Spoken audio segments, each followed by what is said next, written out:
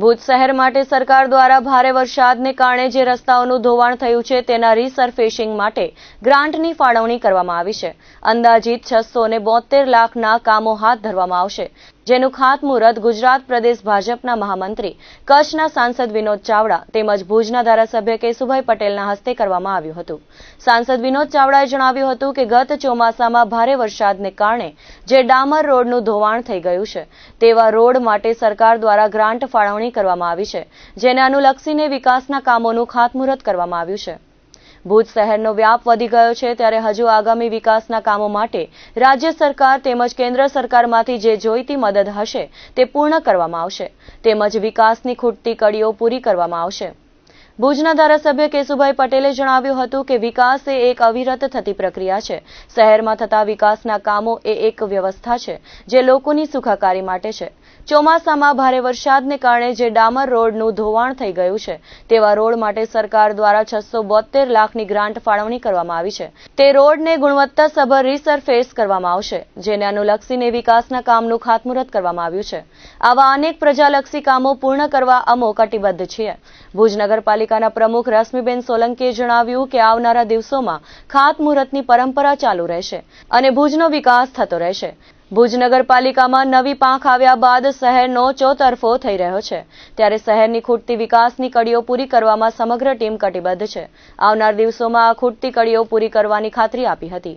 ભુજ નગરપાલિકાના કારોબારી ચેરમેન મહિદીપસિંહ જાડેજાએ જણાવ્યું હતું કે ભુજ મત વિસ્તારના ધારાસભ્ય કેશુભાઈ પટેલે સમગ્ર ભુજના તમામ રિંગ રોડના રીસરફેસિંગ માટે રાજ્ય સરકારમાં ભલામણ કરી હતી, જેને પગલે પ્રથમ ફેઝમાં અંદાજિત 14 કિલોમીટરના રિંગ રોડની રીસરફેસિંગની કામગીરી માટે જવાબદારી R&Bની નક્કી કરવાની, જેના માટે અંદાજિત 30 કરોડ જેટલી માતબર રકમ ફાળવવામાં આવી છે, જેનું કામ નજીકના સમયમાં શરૂ કરવામાં આવશે।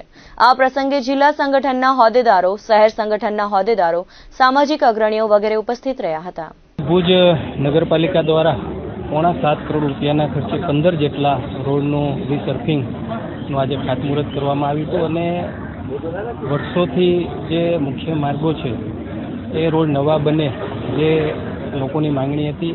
નગરપાલિકાના પ્રમુખશ્રી અને કારોબારી ચેરમેન આખી ટીમ દ્વારા જે છે કે ધારાસભ્ય શ્રી કેશુભાઈ પટેલ સાહેબની ઉપસ્થિતિની અંદર આજે ખાતમુહૂર્ત થયું છે અને આવનાર સમયમાં ભુજને સ્ટેટ હાઈવે અને નેશનલ હાઈવેનો રિંગ રોડ મળે, બાયપાસ મળે। એની સાથે સાથે જે આપણા રિંગ રોડ છે એ બધા રિંગ રોડ પણ રાજ્ય સરકાર દ્વારા મંજૂર કરવામાં આવ્યા છે અને જેના ફેઝ 2ની અંદર પણ ટેન્ડરિંગ પ્રક્રિયા થઈ ગઈ છે। જલ્દીથી એ કામ પણ શરૂ કરવામાં આવશે। ભુજને સ્વચ્છ રાખવા માટે, ભુજના અલગ અલગ કોલોનીની અંદર જે માળખાકીય સુવિધાઓ માટે સતત નગરપાલિકા દ્વારા અનેક વિકાસના કામોના ખાતમુહૂર્ત અને લોકાર્પણ રોજ દરરોજ કરવામાં આવી રહ્યા છે અને આજે પણ 7.5 કરોડ રૂપિયાના ખર્ચે જે ખાતમુહૂર્ત થયા છે। ભુજ નગરપાલિકા દ્વારા વરસાદમાં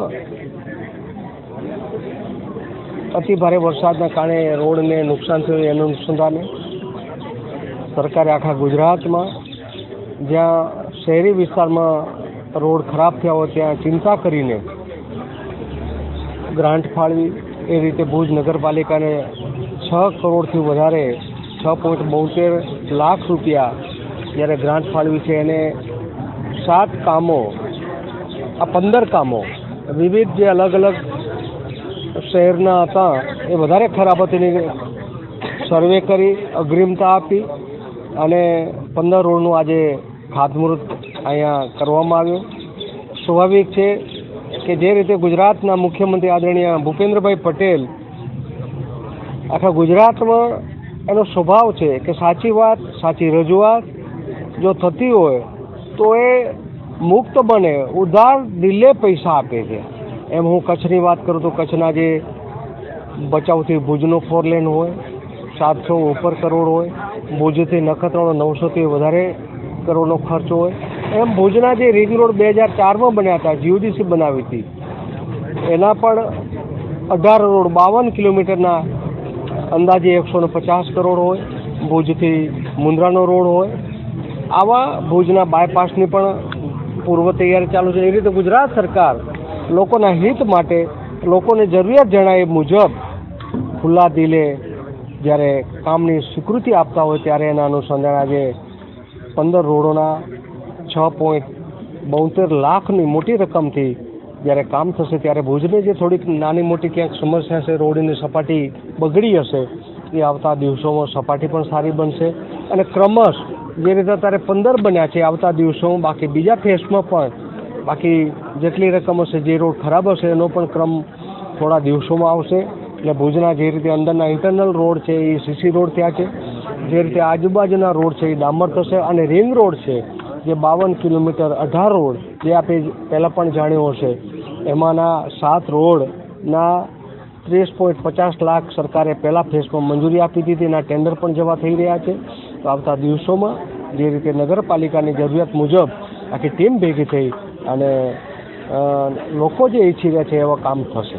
રીસર્ફેસિંગ ગ્રાન્ટ અંતર્ગત ભુજ મધ્યે અને ખાસ કરીને તમામ 11 વોર્ડનું રીસર્ફેસિંગ ગ્રાન્ટની અંદર રોડોનું ખાતમુહૂર્ત રાખવામાં આવ્યું હતું.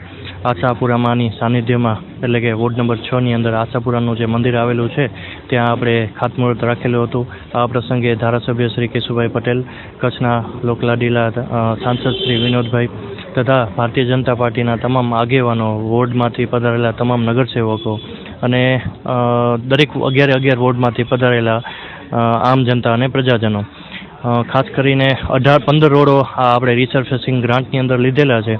આશરે 2015 અને 16માં રીસર્ફેસિંગ ગ્રાન્ટમાંથી ભુજ શહેરના રિંગ રોડો કે ભુજ શહેરના ડામર રોડોનું કામ થયેલું હતું. ત્યારબાદ 2025ની અંદર કે આપણે આયા એના પછી આ ખાતમુહૂર્ત કરેલું છે. આપણે એને ભુજમાં નગરપાલિકાની હદમાં આવતા તમામ ડામર રોડો આવનારા દિવસોની અંદર તમામ નવા થઈ જશે, રીસર્ફેસિંગ થશે ડામર દ્વારા.